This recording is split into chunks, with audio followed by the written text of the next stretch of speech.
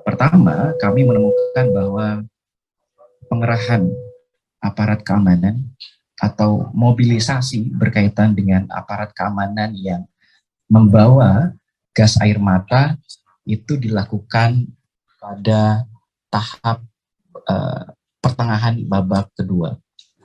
Padahal dalam konteks atau situasi saat itu tidak ada ancaman atau potensi gangguan keamanan.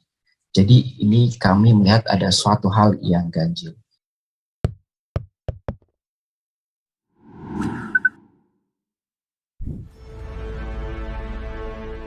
Halo, assalamualaikum warahmatullahi wabarakatuh. Apa kabar? Ketemu lagi bersama dengan saya Sebenarnya Arif dan rekan saya. Saya Agi Beta, senang sekali menjumpai Anda di hari Senin yang semoga penuh semangat. Awal pekan, ya Mbak Agi, awal pekan. Banyak sekali berita-berita yang menarik, tetapi seperti biasa kita akan mengajak Anda untuk membaca berita di balik berita. Dan kalau saya lihat beritanya, Mbak, dalam pekan kemarin itu, kalau kita ambil benang merahnya berita itu, sebenarnya meskipun dari peristiwanya berbeda-beda, yang jadi fokus perhatian publik itu kok masih polisi ya Mbak ya, kelihatannya Mbak Agi ya? Iya betul Mas Ersu. Jadi dari berbagai kejadian kok selalu ada sangkut pautnya itu dengan polisi begitu. Baik polisi sebagai aktor utama maupun polisi sebagai bagian dari rentetan kejadian. Ya. Oke, katakanlah misalnya gini, kalau kita bicarakan juruan, katakanlah misalnya begitu ya, nanti kita akan bahas. Itu mau nggak mau, meskipun ada sekarang tim investigasi, tim gabungan independen mencari fakta dan sebagainya. Tetapi kalau kita amati, kita cermati, kita baca dari media-media, bukan hanya media dalam negeri, tapi juga media-media internasional, itu fokusnya sebenarnya itu fokusnya pada polisi. Kenapa kok sampai terjadi penggunaan gas air mata di dalam stadion yang benar-benar totally wrong gitu ya. Di awal itu, dan anehnya kan kita tahu Kapolda pada waktu itu malah sempat menyatakan bahwa itu sesuai dengan SOP. Itu jadi soal kanjuruhan. Belum lagi ada peristiwa-peristiwa lain. Kita mulai kemarin yang di Papua Barat, ada pas ulang tahun TNI, itu agak aneh menurut saya, ada kelakuan itu Bintara loh ya, bukan jadi artinya minimal dia udah sekolah menengah ke atas gitu, artinya ya dia udah bisa mikir deh gitu ya. Dan saya yakin dia pasti kalau bisa masuk jadi Bintara bukan termasuk yang IQ-nya 78 gitu, IQ rata-rata orang Indonesia gitu. Itu kan juga mengherankan buat kita. Terus belum lagi kejadian yang terbaru di ini ya Mbak, di mana? Di Medan. Iya. Iya, ini saya bingung apa yang terjadi dengan kepolisian ini gitu ya. Kalau orang Jawa nyebutnya ini kok sekarang jadi modal semua gitu ya. Modal itu paham ya Pak? Maksudnya kok jadi keluar semua yang nggak karu-karuan di kepolisian gitu. Jadi apa yang sebenarnya yang terjadi? Saya sih usulnya topiknya itu Mbak, kita obrolin. Gimana Mbak? Oke, itu saja sudah ini menyangkut masyarakat banyak ya. Sebaiknya kita kalau seandainya mendiskusikan sesuatu ya ini memang betul menyentuh masyarakat luas begitu. Dan ini menjadi pembicaraan Mas Irsu tidak hanya di kalangan bawah masyarakat yang begitu terkejut dengan kok hampir tiap hari ya. Setiap berapa hari sekali selalu ada temuan sesuatu yang dilakukan oleh kepolisian, oleh anggota polisi begitu. Tapi juga kalau yang di Medan ini sampai Pak Mahfud MD, Menko Polhukam pun ikut bersuara, dan juga tokoh-tokoh yang lain banyak di medsos. Itu seru Mas Hersu. Ya. Nah ini kan tentu saja kita melihatnya satu bahwa pijakan kita sejak awal ini mesti supaya clear dulu ya, jangan dianggap bahwa kita ini sirik benci sama kepolisian. No. Ya, kita justru selalu kalau Anda mengikuti benang merah dari pembicaraan kita ingin kepolisian kita yang baik. Bahkan mimpi kita ini meskipun kelihatan terlalu muluk, mimpinya pengennya polisi kita itu kayak Scotland Yard gitu ya, yang dibilang baik, nggak punya perdana menteri, nggak punya pemerintah, nggak apa-apa, yang penting kita pada Scotland Yard begitu. Jadi kita juga pengen mimpinya begitu ya. Nggak perlu mau politisi mau ganti-ganti di DPR mau pemerintahan ganti-ganti, yang penting kita tetap punya Polri. Itu sebenarnya kan yang kita ingin sampaikan ya Mbak Agi ya. Iya betul, kita ingin seperti rakyat di Inggris gitu ya, yang begitu bangga dengan Scotland Yard-nya begitu. Jadi ketika Perdana Menteri berganti pun mereka tenang-tenang saja, happy-happy saja, tidak ada gejolak, asalkan Scotland Yard itu tetap berjalan, menurut mereka begitu, mereka merasa aman. Dan kemudian kita mesti ingatkan juga Pak Listio Sigit pada waktu itu pernah menyatakan bahwa siapa yang mengkritik paling keras pada polisi dijadikan teman gitu. Tapi ternyata kok kemarin kasus di Arema itu ada Arema yang kemudian dibully oleh buzzer, dan kemudian orang curiga buzzer ini bagian dari dikerahkan gitu-gitu. Itu yang ini ada ketidakkonsistenan semacam ini ya. Saya kira maksudnya mulai sekarang kalau memang ada persoalan yang serius di kalangan kepolisian, dia mulai lakukan pembenahan internal ya. Kemudian kenapa kok terjadi banyak sekali muncul berbagai persoalan itu? Apa karena ada kaitannya juga persoalan politik di internal yang kita sebut sebagai office politicking gitu, bagian dari upaya mendongkel Pak Listio Sigit dari posisi politik Kapolri.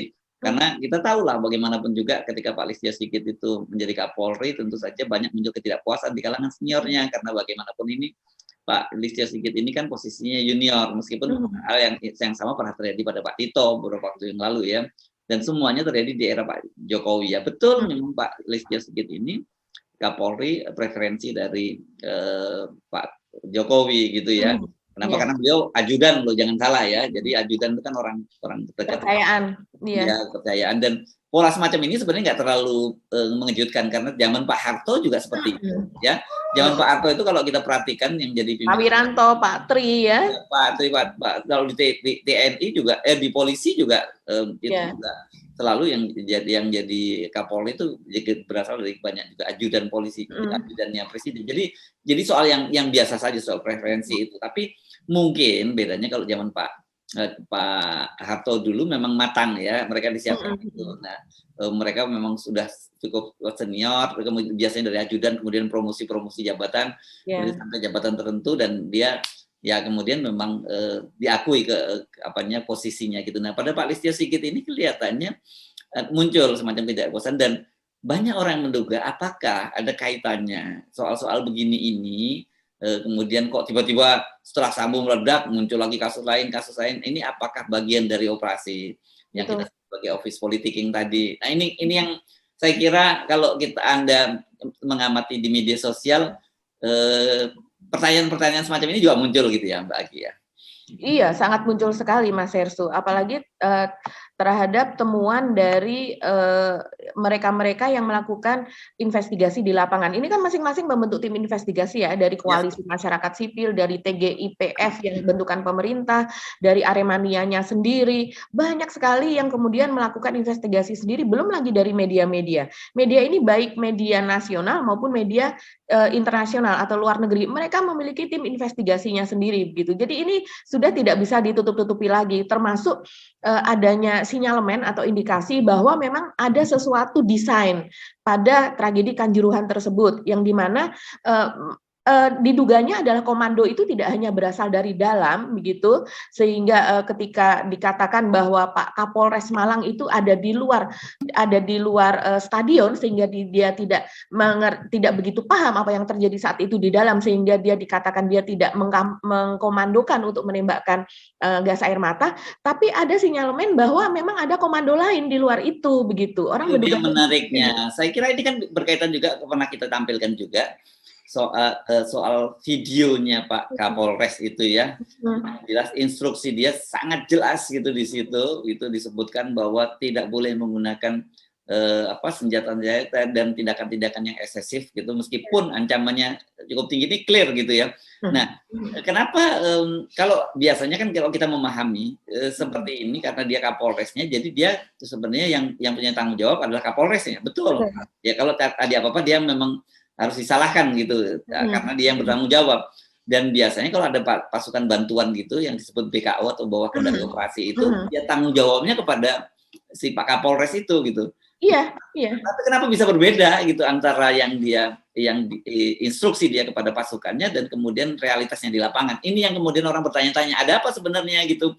Apalagi kalau kita baca, nanti mungkin kita bisa bacakan Kontras juga melakukan investigasi. Salah yang menurut saya erat kaitannya dengan soal ini adalah poin yang dia menyebutkan bahwa menurut Kontras ada mobilisasi aparat keamanan gitu, dia sebutnya itu, yang dilakukan pada pertengahan babak kedua ketika menjelang pertandingan berakhir.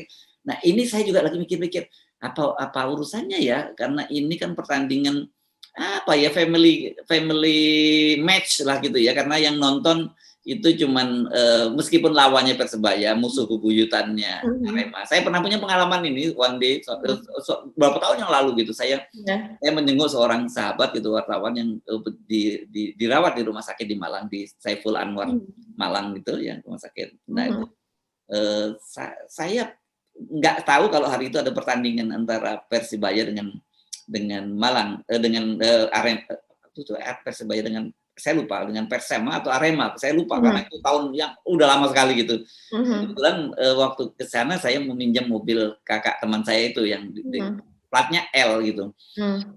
Saya kan santai-santai saja gitu, tapi tiba-tiba di tengah jalan saya diingetin, loh hari ini ada pertandingan L ya. Ya, kenapa? Kita masih cepat keluar dari kota Malang sebelum pertandingan ini dimulai gitu kebetulan. Dan saya kemudian ngebut sekali, waktu itu belum ada jalan tolnya masih kecil, pendek saja di Surabaya itu. Saya tempuh perjalanan dari Malang ke Surabaya itu cuma 1/4 jam gitu. Waktu itu sangat cepat gitu, ya. Karena khawatir ada kerusuhan karena itu. Nah, pada kasus ini kan nggak terjadi karena penonton Persebaya tidak boleh nonton. Jadi yang nonton hanya orang Malang. Kenapa kok kemudian antisipasinya sampai kemudian menggunakan sesuatu yang di luar standar itu? Ya. Itu kan itu yang saya kira mendorong orang banyak bertanya-tanya gitu ya. Iya, betul Mas Hersu. Itu yang kemudian menjadi pertanyaan banyak orang karena sebelumnya pada tanggal 15 juga ada pertandingan di Surabaya dan kemudian itu juga hampir sama Sidoarjo ya di lapangan, iya. Sidoarjo ya, Sidoarjo, betul. Ya di luar agak di luar dari Surabaya dan kemudian itu bonek juga masuk ke lapangan, bahkan ketika itu mereka juga merambah gitu ke tengah kota sampai karena mereka kecewa ya dengan manajemennya karena mereka kalah lagi begitu. Nah, tapi itu pun juga bisa diatasi begitu dan sudah artinya Surabaya, Malang ini kan di bawah Polda Jawa Timur begitu Mas Hersu. Artinya mereka sudah tahu bagaimana begitu penanganannya dan mereka sudah tahu kalau sebenarnya ini tidak hanya dalam stadion tapi di luar pun seperti ini. Dan di dalam stadion mereka juga tidak menggunakan gas air mata begitu. Ya, mereka juga tahu bahwa itu baru digunakan ketika ada di luar begitu untuk membubarkan ribuan ketika itu ke tengah malam dan ribuan bonek itu masih berkeliaran di luar begitu. Nah, tapi kenapa ini terjadi malah di dalam stadion dan kemudian kalau berdasarkan hasil investigasi dari kalau yang saya lihat ini yang kemarin ada di akun YouTube-nya Kemenko Polhukam ya, itu Mas siapa namanya Mas Nugroho Setiawan. Ya, Mas Nugroho Setiawan itu dia menceritakan bahwa hasil dari mereka TGIPF gitu, hasil sementara untuk dilaporkan kepada pers, mereka menyebutnya sebagai pers update begitu, itu mengerikan sekali situasi di gate 13 tersebut. Dan itu mereka bisa mengatakan demikian karena mereka melihat CCTV-nya. Nah, sekarang Aremania meminta agar CCTV itu dibuka. Karena masing-masing kelompok ini kan ingin mereka sudah membentuk tim investigasi sendiri gitu. Nah, ini CCTV sudah dibuka untuk TGIPF dan dia mengatakan bagaimana dia menceritakan ini kita bisa setel ya Mas Hersu ya. Ya, kita putar saja ya pernyataan dari Mas Nugroho Setiawan ini ya. Tadi saya sempat melihat rekaman CCTV kejadian khususnya di pintu 13. Wah, mengerikan sekali. Jadi situasinya adalah pintu terbuka, tapi sangat kecil. Yang itu seharusnya pintu untuk masuk, tapi terpaksa menjadi pintu keluar. Situasinya adalah orang itu berebut keluar, sementara sebagian sudah jatuh, pingsan, terhimpit, terinjak karena efek dari gas air mata. Nah, jadi miris sekali saya melihat detik-detik beberapa penonton yang tertumpuk dan meregang nyawa terekam sekali di CCTV. Kesimpulannya sementara bahwa stadion ini tidak layak untuk menggelar pertandingan high risk match. Mungkin kalau itu medium atau low risk masih bisa. Jadi akhirnya artinya untuk high risk match kita harus membuat kalkulasi yang sangat konkret. Misalnya adalah bagaimana cara mengeluarkan penonton pada saat keadaan darurat. Jadi sementara yang saya lihat adalah pintu masuk berfungsi sebagai pintu keluar, tapi itu tidak memadai. Kemudian tidak ada pintu darurat. Jadi mungkin ke depan perbaikannya adalah merubah struktur pintu itu, kemudian juga mempertimbangkan aspek akses seperti anak tangga. Anak tangga ini kalau secara normatif di dalam safety disiplin ketinggian 18 cm, lebar tapak 30 cm. Ini tadi antara lebar tapak dengan ketinggian sama, rata-rata mendekati 30 cm. Jadi intinya gini, kalau dengan ketinggian normal tadi 18 dan tinggi 18, lebar tapak 30, ini kita berlari turun, berlari naik, itu tidak ada kemungkinan jatuh.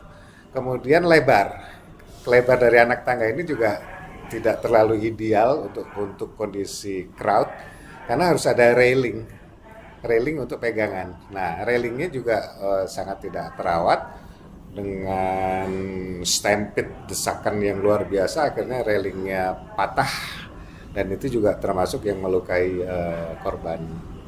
Sementara itu kalau dari sisi infrastruktur. Kemudian tim hari ini juga menemui korban, melihat korban, bahkan sempat menyaksikan perubahan fenomena trauma lukanya dari menghitam kemudian memerah, dan menurut dokter itu recovery-nya paling cepat adalah 1 bulan. Jadi efek dari zat yang terkandung di gas air mata ini sangat luar biasa. Ya clear ya dari situ ya, bahwa penyebabnya ini ya karena orang berlarian mau keluar stadion karena ada gas air mata. Dan kita tahu kemudian misalnya investigasi dari The Washington Post ya, yang juga menyebutkan bahwa kenapa mesti sampai tribun-tribun juga ditembakin oleh polisi kan? Gas air mata apa urusannya gitu kan? Kerusuhannya itu kan di bawah di lapangan, kemudian yang orang sampai di tribun juga ditembaki kan gitu. Itu jadi ini memang banyak hal yang penting diungkap, dan saya sih paham kalau kemudian teman-teman Aremania ini minta ini dibuka, karena mereka ini merasa marah dan terluka, Mbak. Marahnya karena mereka merasa disalahkan. Marah, terluka, dan berduka. Saya kira begitu ya. Itu tepatnya kata-katanya ya. Karena berduka mereka jelas itu 131 nyawa itu. Dan kita tahu kan namanya Aremania Brotherhood itu kan itu luar biasa gitu ya. Jadi ini kan kalau yang kita paham itu lebih dari agama kadang-kadang kalau udah soal bola itu di dalam banyak tempat. Saya tidak ingin bukan berarti saya menafikan soal agama, tapi fanatismenya itu luar biasa gitu soal bola. Dan mereka itu sedang berduka, dan kemudian mereka merasa marah dan terluka karena mereka disalahkan gitu loh. Itu yang sampai sekarang membuat mereka nggak terima, makanya mereka ngotot. Dan juga ada kasus kan, misalnya besok ini kabarnya mereka akan demo unjuk rasa besar-besaran memprotes Ade Armando ya, ikut termasuk menyalahkan bonek itu, menyalahkan Aremania itu loh Mbak yang terjadi sekarang. Iya, masalahnya adalah kemudian kalau soal Ade Armando ini kenapa malah justru buzzer ini dikerahkan dan mereka satu suara loh Mas Ersu. Ini artinya seperti ada pengerahan begitu, seperti ada komando mereka untuk menyuarakan hal yang sama, dan kita tahu yang menyuarakan itu adalah buzzer-buzzer yang selama ini dikenal sebagai pendukung pemerintah begitu. Mereka bersuara sama satu komando begitu ya untuk menyalahkan supporter. Begitu juga kemudian ini diamplifikasi oleh buzzer-buzzer di bawahnya begitu, yang buzzer-buzzernya tidak punya nama. Nah, yang menyuarakan yang sangat keras dan kemudian membuat video dan lain-lain itu adalah seperti Ade Armando, terus kemudian juga ada juga cuitan dari seperti Eko Kuntadi. Jadi ini seperti ya pembelahan itu masih terjadi ya. Jadi kayak orang jadi mengelompokkan bahwa buzzer Ganjaris itu cenderung untuk menyalahkan penonton begitu, membela pemerintah. Nah, padahal ini seharusnya kan pemerintah sendiri sudah membentuk TGIPF yang dimana itu kalau dimaksudkan independen itu tidak perlu ada penyalahan kepada mempersalahkan penonton itu tadi begitu. Nah, masalahnya di dalam persepsi warga Indonesia, buzzer ini adalah buzzer pemerintah begitu loh. Jadi seperti suara mereka seperti pendengung untuk pemerintah. Padahal pemerintah sendiri menyatakan mereka akan melakukan penyelidikan secara independen. Nah, ini jadi apa ya Mas Ersu? Jadi seperti orang kurang percaya kepada timnya pemerintah begitu. Kalau mereka ingin melakukan sesuatu yang independen, kenapa buzzernya seperti itu begitu? Kalaupun pemerintah mengatakan itu bukan buzzer kami, itu bukan, selama ini kenyataannya mereka itu ada jejak-jejak digital di mana mereka itu menjadi pendengung dari kelompok pemerintah, bahkan dari sejak Pilpres. Itu masalahnya yang nggak usah terlalu khawatir ya. Saya kira ini secara alami, ini menurut saya buzzer-buzzer ini mungkin akan tersingkir, akan teraliniasi ya. Kenapa saya punya keyakinan semacam itu? Kan gini, realitasnya masyarakat kita terbelah, tetapi dalam kasus Yosua kita melihat masyarakat yang tadinya berseberangan tuh menyatu. Kecuali buzzer yang tetap ada di kubu itu gitu. Sekarang begitu juga realitasnya, misalnya Arema ini kan juga daerah merah sebenarnya ya, ini daerah dukung pemerintah begitu ya. Baik kota maupun kabupatennya, Pak Jokowi di atas 65%. Ya, dan artinya ini kan sebenarnya mendukung Pak Jokowi. Kenapa justru malah buzzer-buzzer juga kemudian malah menyerang mereka, sementara masyarakat Indonesia secara keseluruhan tanpa memandang latar belakang suku dan sebagainya, bahkan komunitas internasional itu semua itu berada menyatakan duka citanya untuk warga, untuk Aremania lah kita sebut. Sementara buzzer tanpa empati, mereka bisa seenaknya aja langsung menuding itu petentang-petenteng, begitu membuat kerusuhan, gaya preman dan sebagainya gitu. Jadi itu alasan saya orang kemudian sekarang mulai makin sadar gitu bahwa memang ya buzzer ini bagian yang selama ini merusak, dan rakyat itu hanya ikut-ikutan aja, mereka terprovokasi oleh ulah mereka. Tapi sekarang saya kira mesti mulai sadar mereka nggak akan terbawa dalam kasus ini. Mereka sekarang marah sekali terhadap para buzzer ini, Mbak. Aremania marah sekali terhadap para dan besok itu akan ada unjuk rasa besar-besaran rencananya ke Polres Malang gitu. Iya, unjuk rasa besar-besaran, dan kemudian seperti yang kita ketahui banyak sekali juga didokumentasikan di medsos itu, Mas Herssu, kekecewaan mereka, rasa duka mereka itu masih tetap mengalir. Ada sebuah jembatan itu yang dimana di situ sekarang itu dipenuhi dengan syal-syal Aremania dengan kayak semacam selendang begitu ya, Mas Herssu, bendera atau logo. Saya sendiri bukan penggemar bola, jadi penyebutannya yang pas itu apa saya kurang jelas, tapi seperti syal-syal begitu yang kemudian mereka ada di depan kantor Telkom itu kalau tidak salah ya, di Malang, dan kemudian penuh jembatan itu, yaitu mereka yang menyatakan tidak akan pernah datang ke stadion lagi karena akibat dari rasa duka mereka yang sangat mendalam terhadap kasus ini. Padahal mereka itu adalah penggemar sepak bola. Iya, saya bisa membayangkan itu, bagaimana orang yang tadinya cinta mati gitu ya.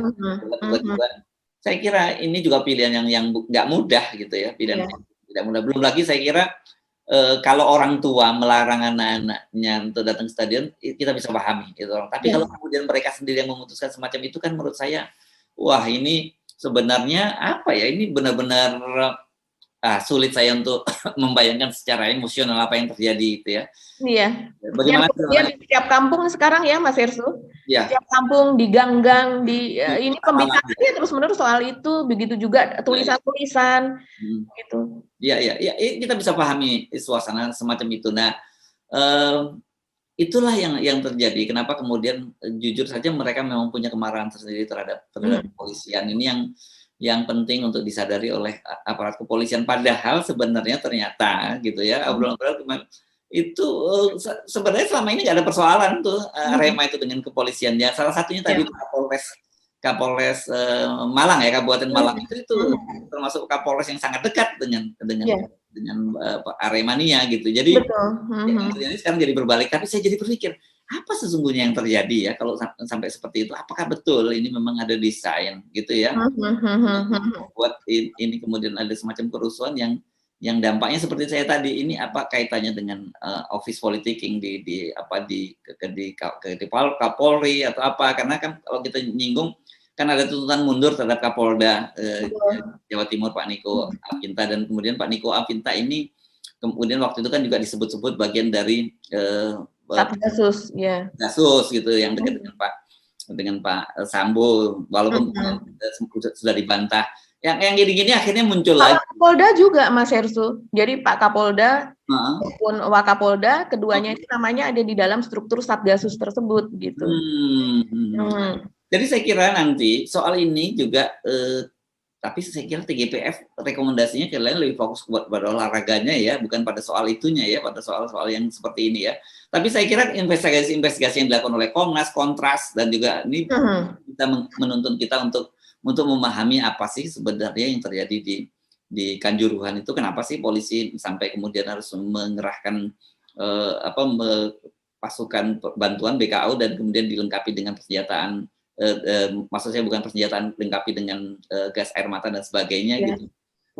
Betul-betul karena kenaifan seperti dikatakan oleh Kapolda bahwa itu sudah standar operating prosedur SOP, atau ada desain lain. Tapi kalau kemudian disebutkan sesuai dengan SOP, masa iya sih mereka tidak tahu kan ini kompetisi liga sepak bola kita ini kan udah berlangsung berapa, kalau nggak salah 16 tahun ya sudah ya. Dan mereka pasti sudah tahu dong selama ini standarnya FIFA seperti apa gitu-gitu. Saya kira sebagai dalmas gitu, pengendalian massa, polisi pasti juga sudah belajar yang soal-soal begini gitu loh. Kan mereka juga banyak sekali yang saya tahu kok, banyak perwira-perwira ini yang kemudian juga mendapat pendidikan di luar negeri gitu ya.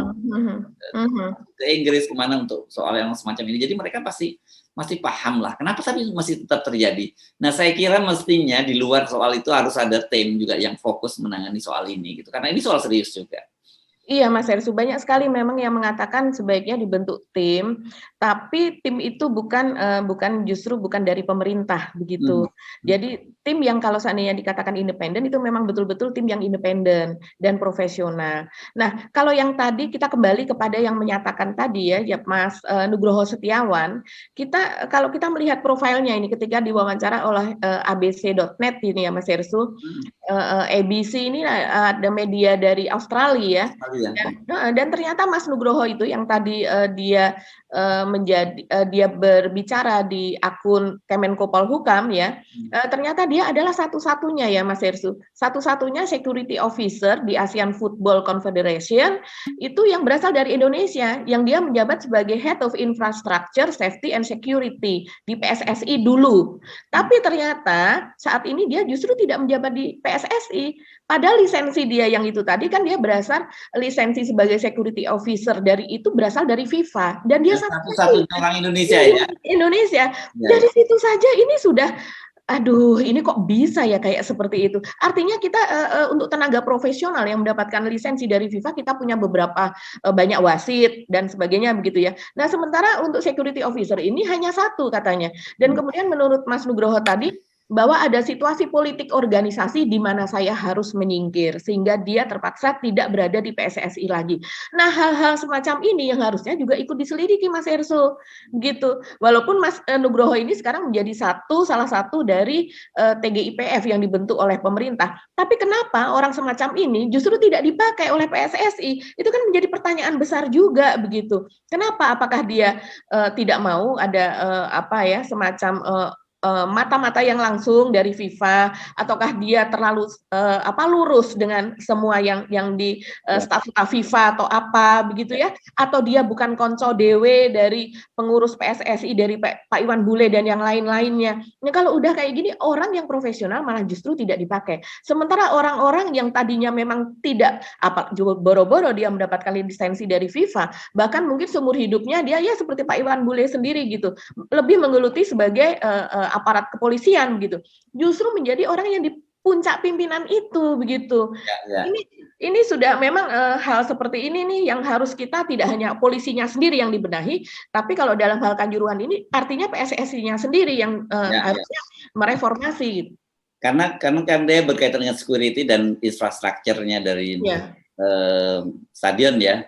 Iya, betul. Tadi bicara soal tapakan tangga dan sebagainya, lebarnya seberapa tadi kan dia singgung seperti itu ya. Nah, oke, kita sepakat soal itu harus juga dibenahi. Tetapi kalau fokus kepada Kanjuruhan, saya kira itu kan sampingan yang kita maksudnya apa sih yang kita bisa pelajari dari kasus ini? Oh, ternyata ada masalah ini. Tetapi walaupun semua infrastrukturnya tadi diperbenahi, kalau dalam kasus seperti Kanjuruhan ya pasti akan terjadi. Pasti Mas Herslu. Ya. Iya, dari Mas Nugroho sendiri juga mengatakan bahwa itu sudah jalannya sudah kecil, terus kemudian pintunya itu terbuka kecil sekali. Bahkan kemungkinan pintu terbuka itu adalah ketika sudah didesak-desak ya oleh ratusan orang yang ingin keluar. Dan selain itu masih ditambah dengan mereka ini mendapat serangan dari gas air mata itu tadi. Jadi ya sudah pastilah gitu. Tanpa ada serangan gas air mata, kalau seandainya mereka didesak seperti itu pun mungkin akan tetap akan ada kejadian gitu. Tapi kalau kita melihat lagi, ini kan di Kanjuruhan belum pernah terjadi seperti ini. Artinya walaupun tangga itu hanya bisa dilewati 2 orang, kalau tidak ada gas air mata tidak akan ada insiden ini. Iya. Gitu. Orang dengan ya, biasanya orang juga sabar nunggu duluan lah gitu. Biasanya duduk dulu di sana, nunggu sampai kosong baru keluar kan gitu kalau memang. Iya betul. Jadi sebenarnya gini, makanya saya bilang sepakat kita dilakukan kemudian audit terhadap keseluruhan stadion dan sebagainya, karena ini berkaitan dengan pertandingan-pertandingan yang high risk gitu disebutnya ya. Kan Mas Nugroho nyebutnya juga high risk, tapi kan nggak ada high risknya orang ini. Tadi kita family lah, ya family match gitu ya, gitu kita ya pertandingan keluarga lah, karena nggak cuma penonton Arema sendiri. Masa penonton Arema mau tawuran dengan Arema sendiri kan nggak mungkin kan gitu. Iya, itulah kenapa keluarga banyak yang membawa anak-anaknya, bahkan balita pun dibawa, yang masih di dalam gendongan itu dibawa, karena mereka merasa tidak akan ada tawuran begitu di antara sesama mereka sendiri. Iya. Jadi ini menuntun kita untuk serius sih, mencermati sebenarnya ada persoalan yang serius juga di dunia kepolisian kita, dan mungkin kita, sambil kita menunggu perkembangan lebih lanjut, kita mendorong agar sebenarnya ada investigasi khusus juga terhadap kematian 131 orang ini. Jadi jangan jadikan dalam satu paket besar gitu. Harus ada persoalan ini karena ini tragedi kemanusiaan, bencana kemanusiaan saya kira gitu ya. Yang 12 temuan dari tim pencari fakta itu menarik Mas Herslu, karena mereka kan di luar pemerintah ya. Iya. Oh, yang kontras ya? Iya betul, Kontras dan kawan-kawan. Kita bisa bacakan juga nih Mas Herslu. Silakan Mbak. Tim pencari fakta dari Koalisi Masyarakat Sipil ini terdiri dari LBH Pos Malang, LBH Surabaya, YLBHI, Lokataru, IM 57+, yaitu kita tahu itu dari mantan anggota KPK ya Mas Herslu, yang tidak lolos tes wawasan kebangsaan itu, kemudian IM 57+ Institut, dan Komisi untuk Orang Hilang dan Korban Tindak Kekerasan atau Kontras. Jadi banyak ya, jadi bukan hanya Kontras, banyak ya. Oke. Ini dari Koalisi Masyarakat Sipil, dan mereka yang sudah biasa menangani hal-hal yang seperti ini tentunya, yang berkaitan dengan masalah hukum dan kekerasan. Nah, terus kemudian dia menghasilkan, setelah ini kan sekitar 1 minggu ya, mereka kemudian memberikan rilis kepada media yang isinya adalah 12 hasil temuan atau rekomendasi begitu ya, yaitu antara lain seperti ini, saya bacakan saja. 1, bahwa pada saat pertengahan babak kedua terdapat mobilisasi sejumlah pasukan yang membawa gas air mata. Padahal diketahui tidak ada ancaman atau potensi gangguan keamanan saat itu. Nah, itu persis seperti yang dikatakan Mas Herslu tadi. Yang kedua, bahwa ketika pertandingan antara Arema FC dan Persebaya selesai, diketahui terdapat sejumlah supporter yang masuk ke dalam lapangan, didasari pada keterangan saksi-saksi yang ada. Hal tersebut terjadi oleh karena para supporter hanya ingin memberikan dorongan motivasi dan memberikan dukungan moral kepada seluruh pemain. Nah, ini menjelaskan kita jadi teringat tulisan dari New York Times gitu yang bahwa pasukan polisi Indonesia tidak terlatih untuk menangani soal-soal begini, dan ketika kemudian banyak sekali melakukan kesalahan juga tidak pernah ada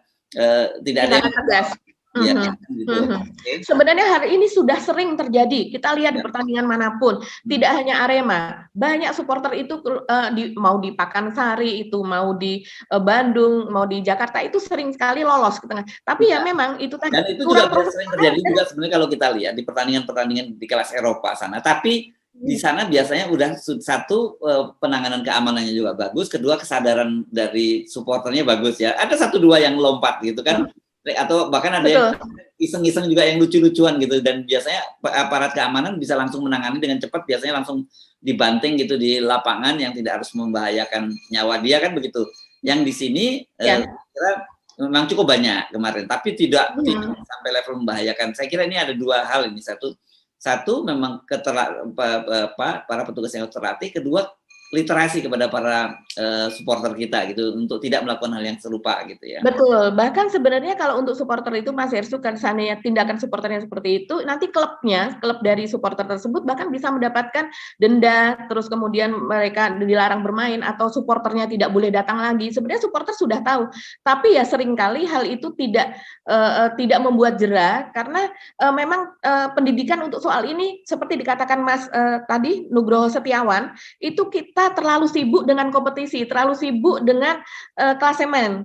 Jadi terlalu sibuk dengan revenue begitu ya, dengan pendapatan, sehingga hal seperti itu tidak diakomodasi atau tidak dilakukan. Pendidikan kepada supporter itu kurang di Indonesia. Ini saya bacakan lagi, masih di poin nomor 2. Namun hal tersebut, yaitu soal tadi supporter yang turun ke lapangan, namun hal tersebut direspon secara berlebihan dengan mengerahkan aparat keamanan dan kemudian terjadi tindak kekerasan. Hal inilah yang kemudian para supporter lain ikut turun ke dalam lapangan, bukan untuk melakukan penyerangan, tetapi untuk menolong supporter lain yang mengalami tindak kekerasan dari aparat keamanan.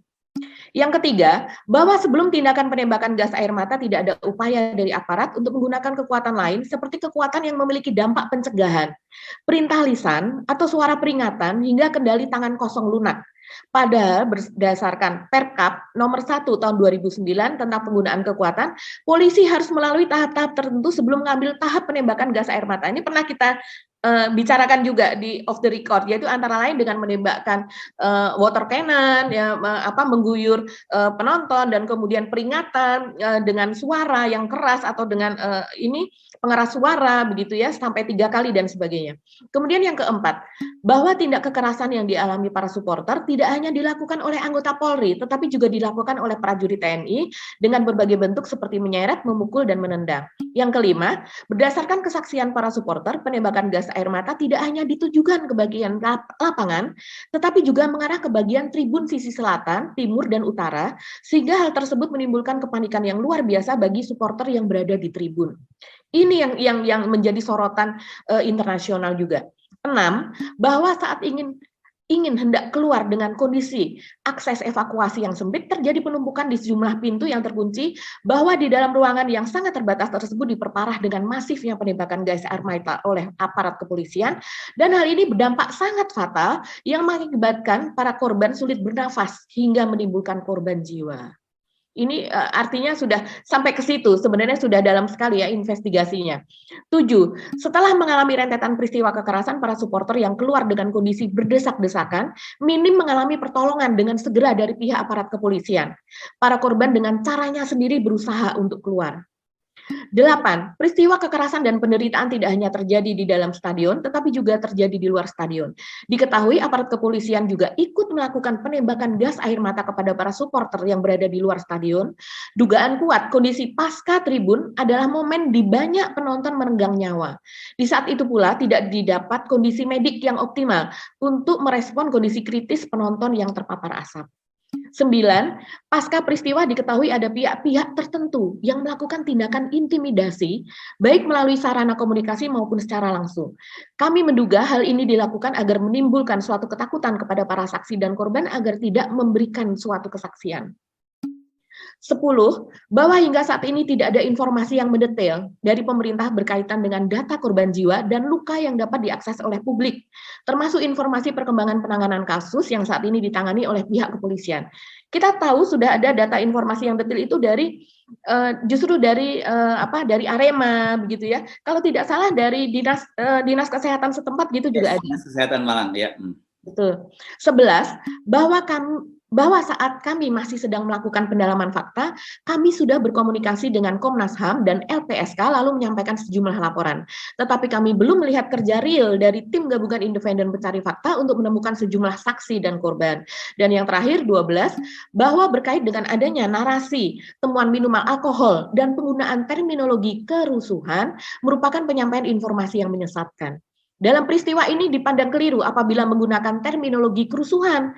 Yang terjadi justru ialah serangan atau pembunuhan secara sistematis terhadap para warga sipil. Lalu perihal adanya minuman alkohol juga informasi yang dapat menyesatkan fokus penerangan kasus ini, sebab tidak mungkin ada minuman alkohol di dalam stadion dikarenakan saat masuk ke dalam stadion dilakukan pengecekan yang sangat ketat oleh Panpel dan aparat kepolisian.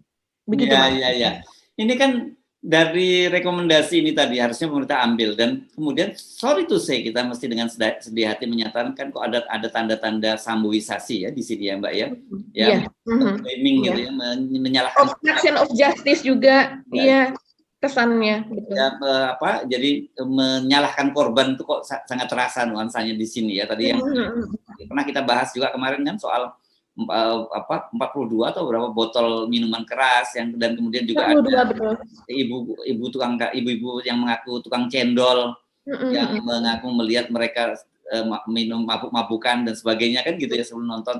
Jadi memang ini kalau kita lihat dari semakin hari kita semakin menjadi satu titik ada apa ini sebenarnya dengan Kanjuruhan itu gitu ya. Itu kan yang kita mesti curigai ya Mbak ya. Dan kalau kita di media bukan mencurigai, kita yang selalu kita sebut adalah proses skepticism dalam setiap kali informasi itu. Beda ya, mencurigai dengan skepticism itu. Skepticism itu dalam posisi sebenarnya kita tetap open mind, tapi kita sementara menafikan dulu. Bukan menafikan, kita tidak langsung mempercayai gitu, take it for granted gitu bahwa informasi itu betul gitu sampai kemudian melakukan proses verifikasi, dan kita mendapatkan kebenaran. Itu kan yang proses yang kita sebut skepticism dan verifikasi di media gitu ya Mbak ya. Iya betul, seperti kata Mas Hersu tadi ya, bahwa Mas Hersu pun bertanya-tanya mengapa terus kemudian akibat dari gas air mata ini ternyata itu parah sekali ya, sampai menghitam, memerah begitu Mas Hersu. Memerah itu matanya memerah, dan dari keterangan Pak Dokter kan tadi juga disebutkan minimal 1 bulan ya, itu mungkin baru sembuh. Tadi disinggung oleh siapa ya, Mas Nugroho juga ya? Iya. Salah gitu ya. Saya banyak sekali informasi masuk, jadi saya jelas ketika bicara dengan Ketua Umum KNPI hari pertama yang juga melakukan investigasi ke sana dan melakukan bantuan, dia juga katanya dia bertemu dengan para korban yang matanya memerah seperti mata darah. Dia mengaku dia bingung ini ya. Dia kan sering juga ikut unjuk rasa dan seringlah terkena gas air mata. Biasanya kan dulu kita biasanya cukup menggunakan odol di mata itu, terus kemudian bawa spray air gitu, dan ada kayak waktu zaman COVID kita menggunakan apa namanya face shield ya. Dampaknya nggak seperti itu gitu. Paling ya sebentar mual, nggak sampai. Kalau ini bisa sampai parah dan kemudian juga ada yang melepuh pipinya segala macam gitu. Itu memang agak jadi aneh, ini apa yang digunakan oleh polisi di sini gitu. Iya, betul. Kalau menurut dari sisi medis ada yang menjawab ketika yang sudah meninggal itu terus kemudian dia wajahnya menghitam, itu dikatakan sebagai lebam mayat. Katanya karena pada posisi meninggal dia itu tertelungkup, tapi kalau seandainya dia miring atau dia terlentang maka tidak akan mengakibatkan lebam mayat pada wajah. Tapi kenyataannya mereka yang menjadi korban tapi masih hidup itu wajahnya tetap menghitam, dan kemudian setelah 1 minggu 2 minggu setelah 1 minggu sekarang ini itu agak memerah begitu kan, dan matanya juga tapi masih memerah. Dikatakan bahwa itu nanti akan sembuh sepenuhnya setelah 1 bulan gitu, akan kembali seperti semula. Nah, padahal ini tidak terjadi di pengunjuk rasa yang mendapatkan tembakan gas air mata, demonstran dan sebagainya selama ini kita ketahui begitu. Ya. Oke Mbak, kita tinggalkan ke Kanjuruhan tapi saya kira ini kita snapshot saja beberapa kasus kepolisian ya, yang tadi yang kita bahas soal Medan itu gimana ceritanya, itu kok konyol banget sih yang di Medan itu kelihatannya Mbak. Iya, yang di Medan ini menjadi viral banget Mas Hersu karena videonya itu tersebar di mana-mana begitu, dan kemudian akhirnya juga mendapatkan reaksi dari Pak Mahfud MD begitu, dan akhirnya dia mencuit. Nah, dengan cuitan dari Pak Mahfud MD ini menjadi makin viral. Begini cuitan dari Pak Mahfud MD, "Ya, stop impunity. Selain dipecat, ketiga polisi tersebut harus dihukum pidana secara maksimal plus pemberatan sebagai anggota penegak hukum. Bisa juga dijadikan mata rantai untuk menemukan jaringannya, baik yang ada di tengah masyarakat maupun yang ada di tubuh polisi sendiri. Lacak komplotannya begitu." Dan ini mereka mau begal motor gitu ya. Ya. Betul Mas Hersu. Jadi ceritanya ada seorang warga Pancuran Batu bernama Benny, begitu dia mengiklankan dia akan menjual motornya itu lewat Facebook. Ini sering Mas Hersu, kalau yang di Facebook itu memang ada grup sendiri, ada bahkan dia tidak masuk grup tapi pada statusnya dia akan menjual motor, ini sering. Nah, pada kejadian ini kemudian dia dihubungi oleh dua orang yang kemudian ingin membeli motornya tersebut. Dia bertemu kemudian di daerah Kecamatan Pancuran Batu oleh dua orang ini, dan dua orang ini rupanya adalah warga sipil begitu. Ketika dia sedang melihat-lihat motornya begitu, tapi dia sudah curiga, katanya si Benny. Saya lihat pada wawancara di televisi dia sudah curiga pada keterangannya gitu. Dia sudah curiga karena si orang yang ingin membeli ini itu meminta terlalu detail begitu ya. Nah, terus kemudian datanglah itu mobil hitam seperti yang kita bisa lihat ini Mas Hersu.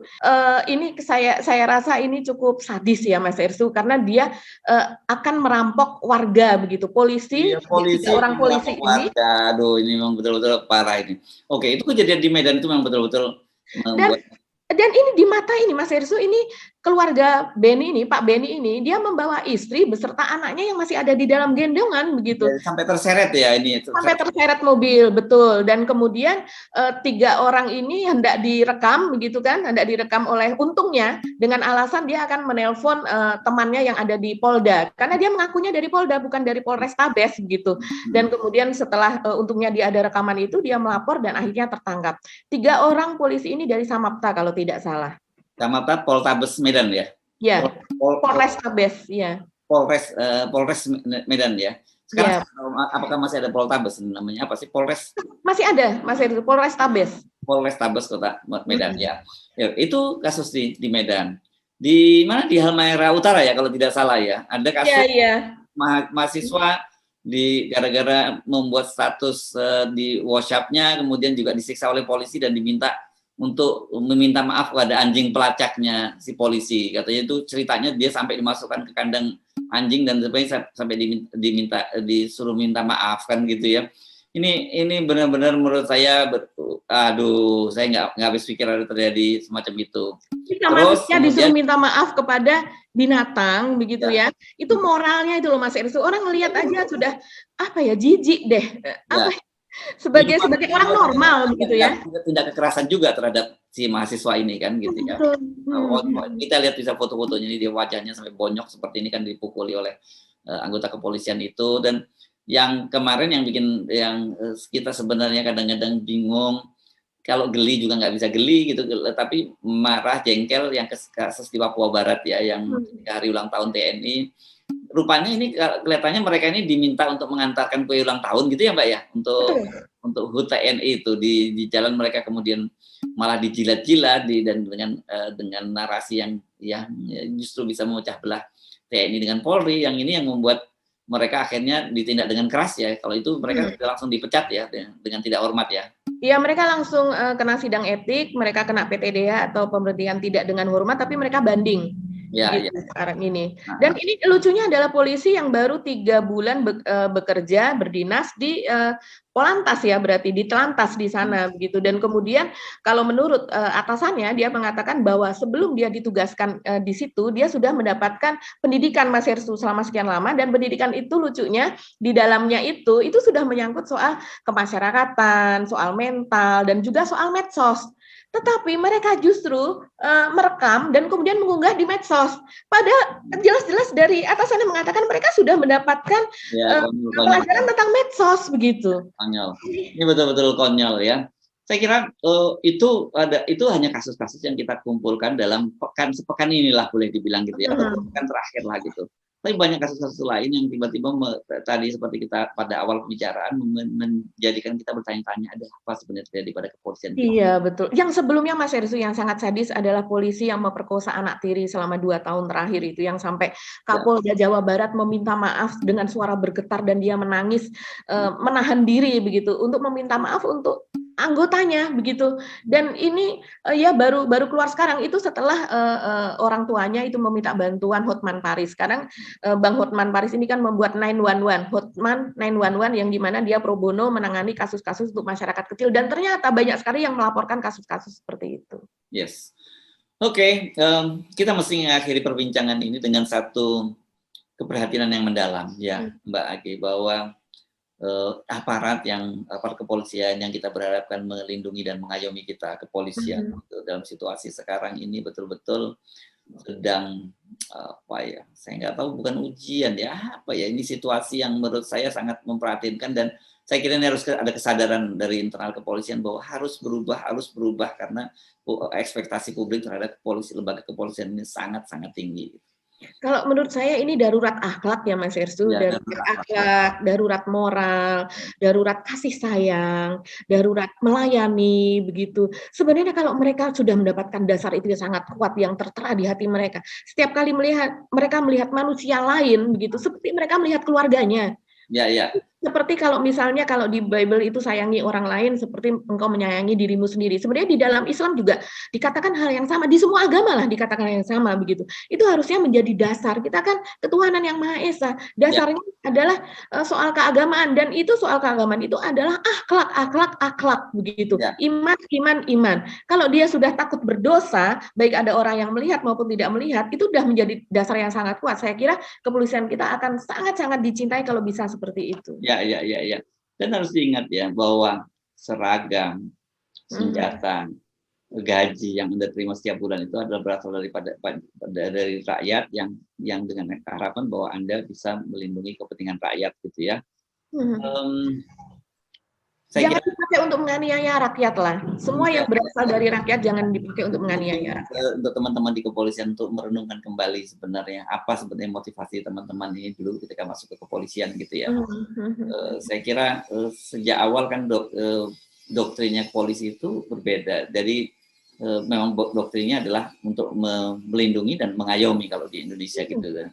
Kalau di luar negeri mungkin disebut to protect dan to serve gitu ya. Ya sama juga sebenarnya untuk melindungi dan juga melayani. Nah, dan prakteknya yang terjadi sekarang itu jauh dari jargon yang sebenarnya sudah menjadi jargon utama dari seluruh polisi di dunia itu. Kita mesti mengakhiri perbincangan kita kali ini, Mbak Agi ya, cukup panjang, dan ini untuk pertama kalinya kita hanya bicara satu topik gitu tentang kepolisian. Ini adalah kontribusi kita. Walaupun kita melakukan kritik keras, tapi ini tidak mengurangi bahwa kita ingin polisi kita menjadi polisi yang baik dan polisi yang dicintai. Saya Hirsun Arif. Dan saya Agi Beta, terima kasih atas perhatian Anda. Sampai jumpa lagi besok. Assalamualaikum warahmatullahi wabarakatuh. Waalaikumsalam warahmatullahi wabarakatuh. Jangan lupa Mbak, tetap 0% ya. 0%. Yes.